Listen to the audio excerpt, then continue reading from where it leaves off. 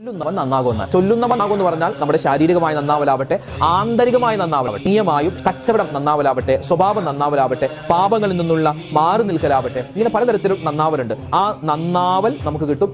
ഇത് ചൊല്ലുന്നവനും ഇവന്റെ മാതാപിതാക്കൾ, ആ മാതാപിതാക്കൾ മരണപ്പെട്ടു പോയവരാവട്ടെ, ജീവിച്ചിരിക്കുന്നവരാവട്ടെ, ഓഫിറ ലഹു വാലി വാലിദിഹി, അവനിക്കും അവന്റെ ഉമ്മാക്കും വാപ്പാക്കും അല്ലാഹു തആല പുറത്തു കൊടുക്കുന്നതാണ്.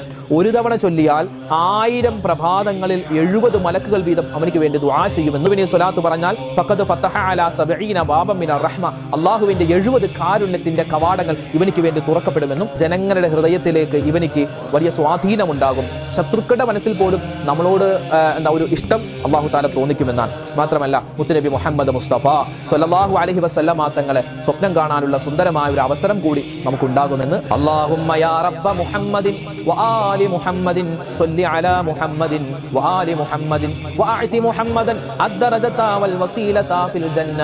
അല്ലാഹുമ്മ യാ റബ്ബ മുഹമ്മദിൻ വആലി മുഹമ്മദിൻ ജിസി മുഹമ്മദൻ സ്വല്ലല്ലാഹു അലൈഹി വസല്ലം മാ ഹുവ അഹ്ലുഹു. ചൊല്ലുന്നവർ മുടക്കണ്ട, ചൊല്ലാത്തവരുണ്ടെങ്കിൽ ഒരു ദിവസം ഒരു പ്രാവശ്യമെങ്കിലും കുറഞ്ഞത് ഈ സ്വലാത്ത് ചൊല്ലണേ. നിരവധി പ്രതിഫലങ്ങളാണ്.